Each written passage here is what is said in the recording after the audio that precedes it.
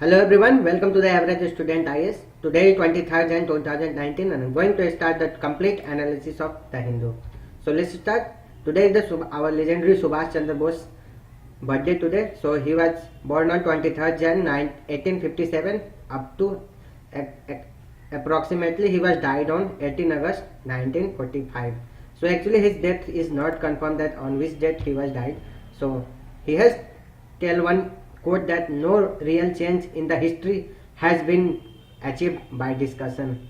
So he has stated that without discussion no real change in the history has been achieved by discussion. So here he was just telling that we have not achieved any kind of a thing without having much more discussion on it. Okay, so let's start with our editorial discussion. That this editorial is related to coastal regulation zone. So you can relate this article with paper 3 environment and ecology part.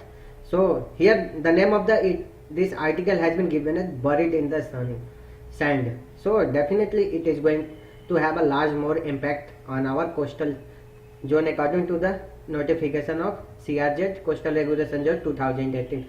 So let me tell you that what is the exact issue of this.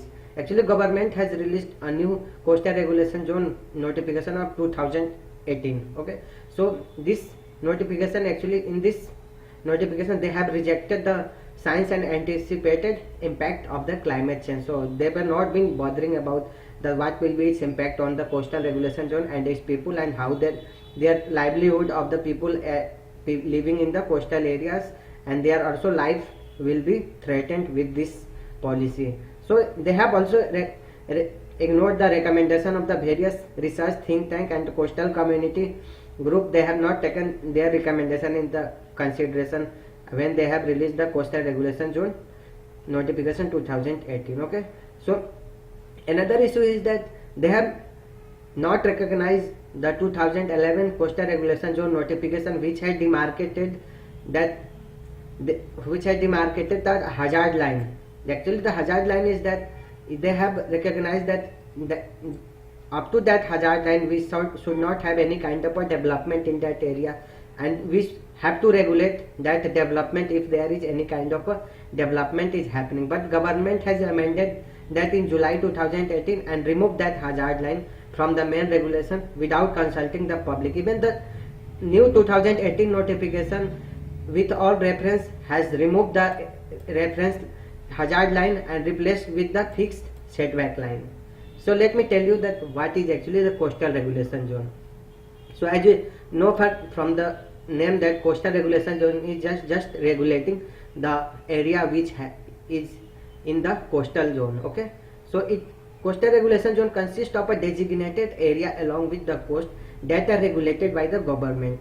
So it falls under the Ministry of Environment and Forest and under the Environment Protection Act 1956 we have to do its regulation. Okay, so we have demarcated this coastal regulation zone in CRZ1, CRZ2, CRZ3 and CRZ4. So let me tell you that what is CRZ1. So actually CRZ1 is very much ecologically sensitive area and is very much essential to maintaining the ecosystem of the coast system. So it lies actually between the low and high tide line. So low and high tide line, you can easily consider that what is low and what is high tide line. So in this area only natural gas and extraction of the salt is permitted, other than nothing is permitted in this area. So let me tell you the what is the CRZ2. This area forms a shoreline of the coast. So it is a shoreline of the coast, and in this area any development or unauthorized any kind of a building is not allowed in this zone. Okay, and after the CRZ3 coastal regulation zone 3 is a rural and urban localities which fall outside the CRZ1 and CRZ2. Only certain activities related to agriculture and even some public facilities are allowed, like if you want some built toilet like hospital in an agriculture facility is allowed in CRZ3.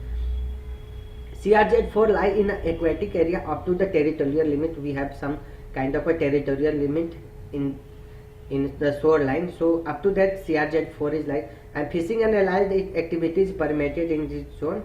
And in this coastal CRZ4 is covered in the strategy of the island of Andaman, Nicobar and the Lakshadweep island. Okay, so let's tell me that it more clearly that what is related to the CRZ regulation is first introduced in 1991 and subsequently it is revised in 2011. After that it is revised in 2018. So let me to tell you about the CRZ notification 2018.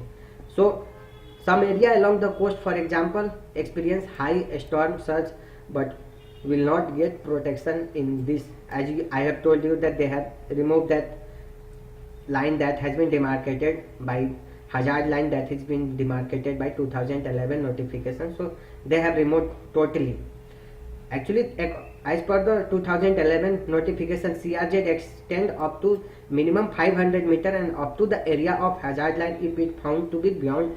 So it has demarcated that up to 500 meter it is fixed. Okay, if we are going for another kind of a hazard line, if we are experiencing some kind of a hazard in that area, then we can extend beyond the 500 meter.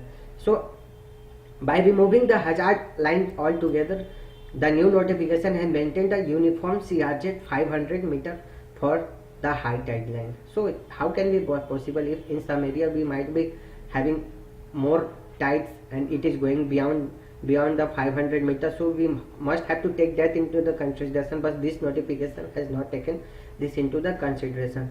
Except it has accepted that CRZ1 will not come under this, so it will not allow any kind of activities in that.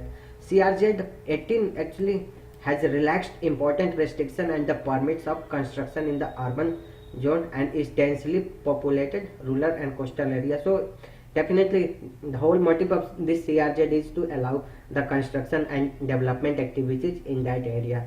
So this greatest relaxation will accord to hotel, restaurant and tourism sector. Definitely, even this document trims the list of restricted activity in the ecologically sensitive CRZ1 and erases the baseline.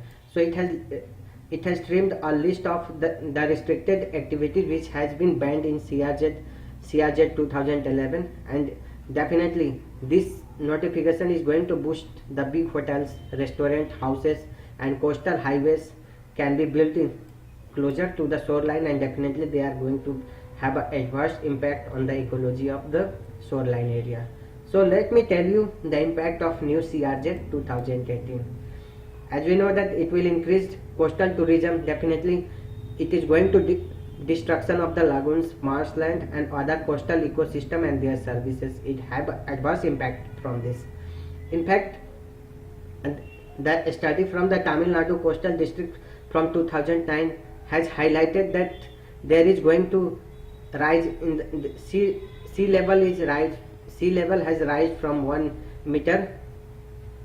It has averaged that sea level has rise by 1 meter. That definitely we are going to develop so many things in the coastal area. If sea level rises, definitely it will have a huge impact on this kind of investment. Okay, so we can easily remember the impact by the recently happened cyclone like Oki and Varda.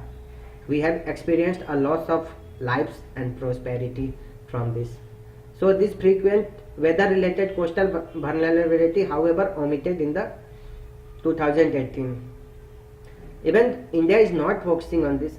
The new CRZ notification from the cabinet has now read as a rejection to the IPC, International Panel on Climate Change, because recently International Climate Meeting at Katowice COP24, where USA, Saudi Arabia and Russia has refused to accept the special 1.5 degree report from the International Government Panel on Climate Change. However, India and other developing countries had protested that they should have to accept that because it has going to be a impact on other coastal region countries which have an adverse impact on them due to the climate change.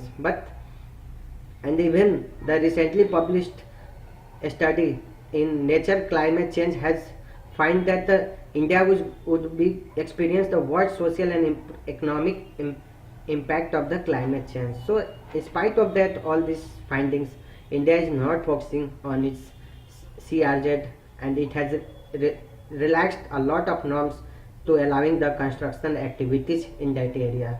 So if definitely conclusion is that we are moving towards relaxing the norms in the coastal areas, and with the open eye the country is walking into a disaster for its coast and the 10 of the million who live on it. So definitely we are endangering their life. So next article you can relate with paper 3, our economic section, that inflation. This not much more important because a lot of data has been substantiated in this. So actually our inflation has been quite low from a lot more times, and if you look at that, why actually it has highlighted the weak performance and a low inflation may persuade the RBI to go for an interest rate cut. So it is highlighting that RBI should go for an interest rate cut because there were a lot of slowdown in our economy. Our manufacturing sector has been shrinking, and even the automobile sector has seen the less sale of their automobiles. So definitely they have suggested that the RBI should cut its interest rate. So it has been highlighted that from many months there has been low retail and wholesale inflation. The inflation in the consumer price index at 2.19% in December, and it is 18-month low, while WPI is 3.8% and 8-month low. So definitely this article is proposing to government to should cut the. So not much more important. You can relate here the two basic that you can relate with the what is the core inflation.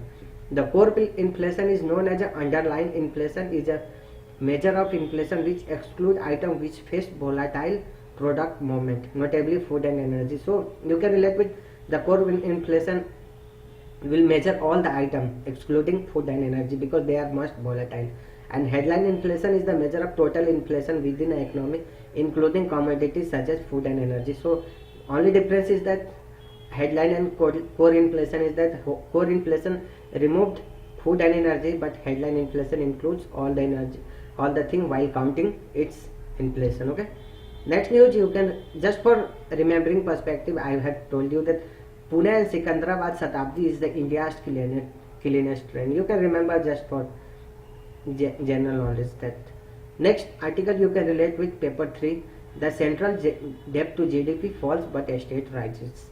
So not we are going to focus on this, just focus that what is debt to GDP ratio. Actually debt to GDP ratio is the ratio of a country public debt to the gross domestic product. So how much we have a GDP, according to that we have a debt. That's why it is calculated as a gross debt to GDP ratio. Okay, thank you very much.